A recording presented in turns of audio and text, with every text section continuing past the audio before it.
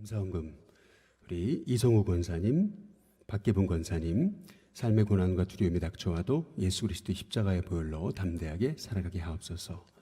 또 우리 이상규, 이춘자 권사님 범사에 감사합니다. 귀한 예물 올려드리셨습니다. 같이 기도하겠습니다. 좋으신 하나님 감사를 드립니다. 진짜 향나무는 도끼로 찍히면 찍힐수록 향기를 더욱더 만발하듯이 우리의 삶에 고난이 닥쳐와도 오히려 더 예수님의 향기를 나타내는 귀한 주님의 도구가 되기를 간절히 원합니다. 우리가 고난주간을 맞아 하나님 말씀을 통해서 우리에게 매일 주시는 하나님의 음성에 청종할 때 우리의 인생에 가장 어렵고 힘들고 또 결정적인 순간에 바로 하나님 말씀이 떠올라서 그 말씀이 우리의 삶의 등이요 빛이 되는 은혜가 있도록 축복해 주시옵소서.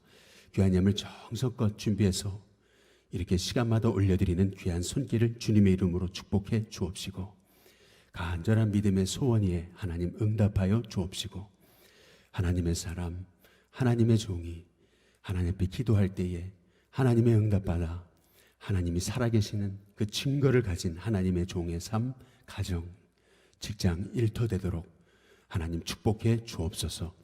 감사하고 예수 그리스도의 이름으로 기도드리옵나이다. 아멘. 할렐루야. 참 잘 오셨습니다. 우리 옆에 분하고 이렇게 한 번만 인사하겠습니다. 오늘도 예수님의 이름으로 승리합시다. 우리 같이 인사하겠습니다. 오늘 우리가 함께 읽은 말씀은 예수님께서 이제 십자가의 고난을 당하시기 위해 이제 안나스의 그 집에 끌려갔던 그러한 장면에 관한 이제 말씀입니다. 오늘 말씀을 통해서 우리는 참 생화 같은 그리스도인 그리고 조화 같은 그러한 사람을 보게 됩니다. 어떻게 하면 우리가 참 생화와 같은 그러한 참 믿음의 삶을 살아갈 수 있을까? 조화와 생화는 겉으로 봤을 때 차이가 없죠. 오히려 생화가 더 조화가 오히려 더 생화처럼 보입니다. 그러나 생화와 조화의 차이점이 있다면 생화는 꽃이 떨어집니다. 그러나 조화는 떨어지지 않죠. 꽃이 떨어져야 될 때 떨어져야 되는데 조화는 꽃이 떨어지지 않습니다. 또 생화와 조화의 이제 차이점이 있다면 생화는 오히려 찍힐수록 더 아름다운 향기를 내죠. 그러나 조화는 찍혀도 향기를 내지를 않습니다.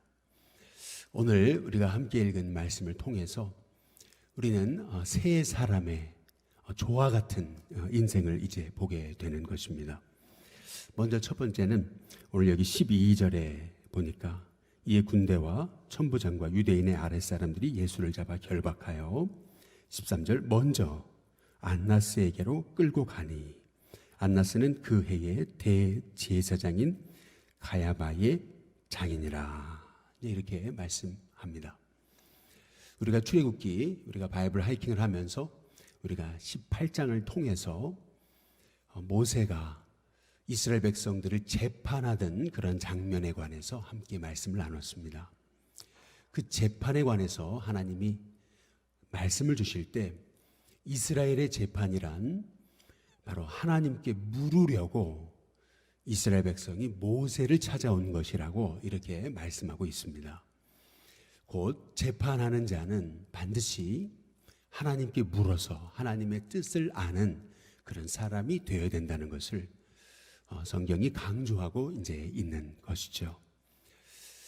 모세가 혼자 그 재판의 일을 다 감당할 수 없으니까 그 장인 이드로의 충고에 따라서 이 모세 대신에 이스라엘 백성을 충고할 그러한 재판할 그러한 일꾼을 뽑게 되는데 천부장, 백부장, 50부장, 10부장을 뽑죠. 근데 그때 이 천부장, 백부장, 50부장, 10부장으로 뽑혔던 그러한 사람들의 조건이 나옵니다. 어떤 사람이었나? 세 가지 조건이 나오죠. 하나님을 두려워하는 사람, 그리고 진실한 사람, 그리고 불의한 이익을 탐하지 않는 사람이라고 이렇게 세 가지 조건을 이제 말씀하고 있어요. 지금 예수님이 이제 안나스에게 끌려갔다라고 하는 말씀의 의미는 이제 예수님이 이제 재판의 자리에 가게 되신 거였거든요. 그런데 이 소위 그 전해의 대제사장이라고 했던 이런 안나스는 절대 이 모습을 통해서 우리는 하나님을 두려움이 없습니다. 진실이 없죠. 그리고 그에게는 불의를 탐하는 그러한 불의한 이익을 탐하는 마음이 있었던 것을 볼 수가 있습니다. 하나님의 말씀을 맡아서 하나님께 물어서 재판을 해야 될 이 대제사장은 전혀 하나님을 두려워함이 없어요. 그러다 보니까 꼭 그의 겉모습은 생화처럼 보였어도 생화가 아니었습니다. 조화였습니다. 아무런 하나님의 향기를 나타낼 수가 없었던 거죠. 특별히 오늘 말씀을 통해서 오늘 말씀에 보시면은 이렇게 얘기를 하거든요. 13절에 보니까 먼저 안나스에게 끌고 가니 안나스는 그 해의 대제사장인 가야바의 장인이다. 이렇게 말씀하고 있어요. 당시의 대제사장은 가야바였습니다. 그러나 예수님이 끌려간 곳은 대제사장이 아니고 그 전해의 대제사장 가야바의 장인인 안나스의 집이었습니다. 이것이 의미하는 것은 안나스는 이미 대제사장이 아닙니다. 그럼에도 불구하고 그는 아직도 그 유대 사회에서 절대적인 영향력을 미치는 사람이었음을 이제 말하고 있는 것이죠. 그러나 그럼에도 불구하고 그는 예수님을 재판할 권세와 권리가 합법적인 그러한 권한이 없었던 겁니다. 그럼에도 불구하고 지금 예수님을 끌고 간 자리는 바로 안나스의 집이었던 것이죠. 안나스의 모습을 통해서 우리가 언제 조와 같은 그리스도인이 되는가?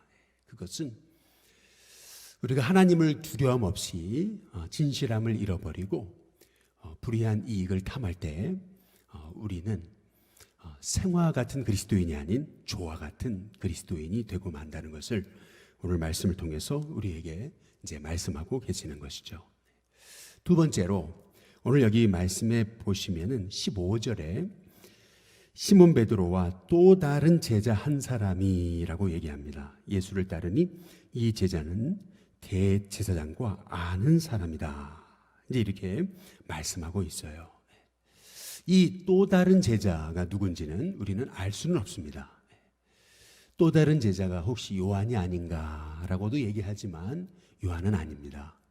주께서 사랑하시는 자라고 본인이 항상 그 자신의 모습, 신분에 대해서 밝히고 있기 때문에 이 또 다른 제자가 요한은 아닌 것을 알 수 있죠. 또 가룟 유다도 아닐 것입니다. 누군지는 모르겠습니다. 그러나 중요한 사실은 뭐냐면은 오늘 여기 말씀에 보니까 16절에 베드로는 문 밖에 서 있는지라 대제사장을 아는 그 다른 제자가 나가서 문 지키는 여자에게 말하여 베드로를 데리고 들어오니라고 이렇게 이제 말씀하고 있어요. 대제사장이었던 이 안나스의 집을 마음대로 들을 수 있었던 사람이다라고 한다면 지금 예수님을 붙잡아 십자가에 죽이려고 음모를 꾸미는 사람들이 득실득실거리는 그 자리에 베드로도 들어가지 못해서 뒤에서 이제 서 있다가 이제 종의 허락을 받아서 이제 종이 끌고 이제 데리고 들어올 정도면은 그러면은 지금 이 상황은 굉장히 이 안나스의 집을 마음대로 이제 드나들 수 있는 상황은 아닌데 이 안나스의 집을 마음껏 드나들 수 있었던 사람이다라고 한다는 것은 분명 이 또 다른 제자란 대제사장과 굉장한 친분이 있었던 사람임을 이제 알 수가 있는 것입니다. 오늘 이 말씀을 통해서 또 다른 제자라고 하는 것을 두 번이나 이제 강조해 놓고 있는 이유 중에 하나는 그도 겉으로 봤을 때는 생화 같은 그리스도인으로 보였지만 그러나 속은 조화였다는 겁니다. 왜 그는 생화 같은 그리스도인이 되지 못했을까? 왜 조화 같은 인생이 됐을까? 그것은 다름 아닌 나는 예수님의 사람이라는 것을 드러내지 못한 거죠. 뿐만 아니라 철저히 대제사장과 결탁하면서 한쪽에는 예수님, 한쪽에는 세상, 양다리를 걸치면서 세상의 탐욕 속에서 그도 세상의 권세를 버리지 못하고 세상의 욕망을 버리지 못하고 그렇게 살아온 인생임을 우리는 이 말씀을 통해서 이제 알 수가 있는 것입니다. 언제 우리는 참된 그리스도인이 되는가? 그것은 우리의 삶 속에 정말 예수님이 내 삶의 진정한 전부가 되셔서 내 인생의 가장 첫 자리에 예수님이 놓여질 때 그때 우리는 진정한 주님의 제자가 이제 된다는 것을 오늘 말씀을 통해서 우리가 이제 알 수 있게 이제 되는 것이죠. 그리고 세 번째, 조와 같은 이제 그리스도인을 한 사람 더 만납니다. 뜻밖에도 베드로인 거죠. 이 베드로도 그는 조와 같은 그리스도인이었습니다. 고난이 왔을 때 오히려 진짜 향나무는 찍힐수록 더 향을 바랍니다. 진짜 향나무이기 때문에. 가짜 향나무는 아무리 찍혀도 냄새가 나지 않습니다. 향기가 나지 않아요. 그러나 진짜 신앙인은 오히려 고난이 왔을 때 아름다운 향기를 바라는 거죠. 진짜 친구는, 진짜 사람은, 진짜 신뢰할 만한 사람은 고난의 때에 그 사람의 진가가 드러나듯이 마찬가지로 고난의 때에 하나님의 사람은 진짜 향기를 바라게 이제 되는 것이죠. 그러나 오늘 말씀을 통해서 우리가 볼 수 있는 베드로의 모습은 예수님을 모른다고 3번이나 부인하는 그러한 제자가 되고 마는 것을 이제 볼 수가 있습니다. 17절에 보시면은 문지키는 여종이 베드로에게 말하되 너도 이 사람의 제자 중에 하나가 아니냐 하니 그가 말하되 나는 아니라. 너도 예수님의 제자가 아니냐라고 했을 때 베드로가 나는 아니다라고 그렇게 이제 말하지 않습니까? 25절에 보시면 시몬 베드로가 서서 불을 쬐더니 사람들이 묻되 너도 그 제자 중 하나가 아니냐. 베드로가 부인하여 이르되 나는 아니다. 그리고 26절에 대제사장의 종 하나는 베드로에게 귀를 잘린 사람의 친척이라 이르되 내가 그 사람과 함께 동산에 있는 것을 내가 보지 아니하였느냐. 27절에 보니까 이에 베드로가 또 부인하니 라고 이렇게 말씀하고 있어요. 그는 예수님을 3년이나 따랐습니다. 그럼에도 불구하고 그는 예수님이 참 그리스도이심을 알지 못했던 거죠. 그는 생화처럼 보이는 그리스도인에 불과했던 겁니다. 생화가 아니었습니다. 조화였습니다. 우리 인생에도 이렇게 참 생화 같은 그리스도인으로 보이지만 조화 같은 그리스도인이 얼마나 많습니까? 결정적인 순간에, 아주 결정적인 순간에 그가 어떤 고백을 하느냐라는 것을 보면 그 사람의 진짜 신앙을 볼 수 있는 거죠. 베드로는 결정적인 순간에 예수님을 3번이나 모른다고 부인합니다. 여기에서 우리는 베드로는 참 제자가 아니었던 것을 이제 알 수가 있는 것입니다. 오늘 우리는 3사람의 모습을 보게 됩니다. 바로 안나스 같은 그러한 권세와 세상의 이익에 눈이 멀어서 하나님을 두려워하지 않는 그러한 소위 자신이 재판관도 아니면서 재판관 행세를 하고 있는 이런 안나스의 이제 모습을 통해서 분명히 말씀을 맡은 자인데 말씀이 없는 그러한 완전 조화 같은 그러한 사람을 이제 보게 되는 것입니다. 또 다른 제자, 이름은 알 수 없습니다. 그러나 그도 대제사장이었던 안나스와 결탁하면서 그는 진정한 주님의 제자가 이제 아니었던 이제 것이죠.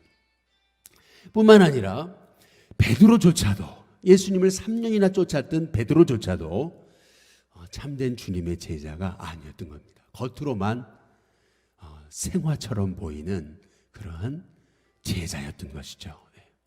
그런데 오늘 말씀이 이렇게 끝납니다. 27절의 끝에 부분에 보니까 우리 다 함께 27절 우리 같이 한번 읽어보겠습니다. 같이 읽습니다. 시작. 이에 베드로가 또 부인하니 곧 닭이 울더라. 오늘 여기 말씀에서 이 세 종류의 사람을 보여주시면서 오늘 말씀이 곧 닭이 울더라 라고 이렇게 말씀하고 있죠. 오늘 여기 요한복음에는 나와 있지 않지만 누가복음에 보면은 베드로가 예수님을 부인할 때에, 마지막 부인할 때에 예수님의 눈과 이 베드로의 눈이 마주쳤다는 것을 알 수가 있습니다. 주께서 베드로를 보시니라고 말씀하세요. 그때 베드로의 눈과 예수님의 눈이 마주쳐요.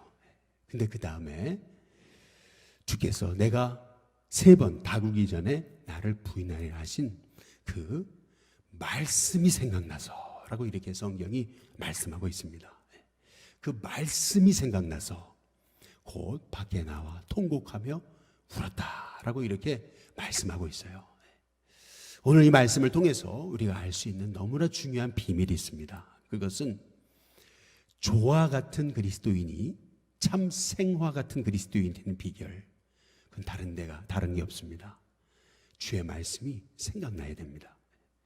결정적인 순간에 주의 말씀이 생각나야 우리는 진짜 그리스도인으로 설 수가 있습니다. 누구나 안나스처럼 우리가 인생을 살다가 세상 것에 취해버리면은 하나님을 두려워하지 않는 인생이 될 수도 있습니다.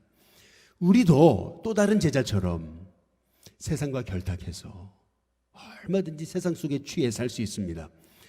우리도 얼마든지 베드로처럼 인생의 고난이 닥쳐올 때 예수님을 부인하는 경우가 있습니다. 그러나 결정적인 순간에 말씀이 생각나면 그러면 우리는 다시 우리가 있어야 될 자리로 돌아올 수가 있는 것입니다. 닭 울기 전에 내가 3번 나를 부인하리라 하셨던 말씀이 그 생각나서 베드로가 나가서 통곡하며 울었다. 여러분, 이 말씀이 오늘 말씀의 핵심입니다. 닭은 언제나 새벽에 웁니다. 베드로는 언제나 닭 우는 그러한 소리를 들었을 것입니다. 닭 운다고 해서 다 울지 않습니다. 닭 운다고 해서 다 회개하지 않습니다. 그런데 지금 오늘 베드로가 들었던 그 닭 우는 울음소리, 그것은 주님의 말씀과 매치가 됐던 것입니다. 우리가 하나님 말씀에 불순종할 때 하나님의 말씀이 생각나면 그러면 그때 우리는 하나님의 자리에 돌이킬 수가 있는 것입니다. 그래서 내가 닭 울기 전에 내가 3번 나를 부인하리라 하신 주의 말씀이 생각나야, 말씀이 생각나야 우리는 참된 그리스도인으로 설 수가 있는 것이죠. 바이블 하이킹을 하면서 어떤 분이 그런 얘기를 합니다. 내가 하나님의 사람으로서 꼭 닭처럼 늘 여지껏 그냥 모이만 쪼는 그런 인생이 되었음을 깨닫게 됐다고 말이죠. 생명의 양식을 먹으면 내가 이렇게 영이 살고 내 인생이 살아나는데 나는 소위 나 자신이 어떤 인생인지도 모르고 그냥 닭처럼 모이만 쪼는 그런 인생으로 살았더라고. 그러나 하나님 말씀이 들릴 때 우리는 이 험하고 이 환난 많고 유혹 많은 세상에서 우리는 다시 베드로처럼 회개의 자리에 돌아가 회개하고 또 하나님 말씀의 돌아옴을 통해서 참된 주님의 제자로 바로 설 수가 있는 것입니다. 누구나 다 세상 속에 넘어집니다. 누구나 다 세상 속에서 우리는 세상에 취해서 하나님 말씀을 잊고 살 때가 많습니다. 그러나 그때마다 저는 우리 일신교회 성도님들의 삶이 베드로에게 우리 주님이 하셨던 이 말씀처럼 내가 3번 닭 울기 전에 나를 부인하리라 하신 그 말씀이 생각나서 여러분의 삶이 다시금 회복의 자리로 돌아오고 회개의 자리로 돌아오고 말씀의 자리에 돌아와서 여러분의 삶이 참 주님의 십자가를 질 수 있는 그러한 참 주님의 진정한 제자로 거듭나고 변화되는 역사가 일어나기를 주님의 이름으로 축복합니다.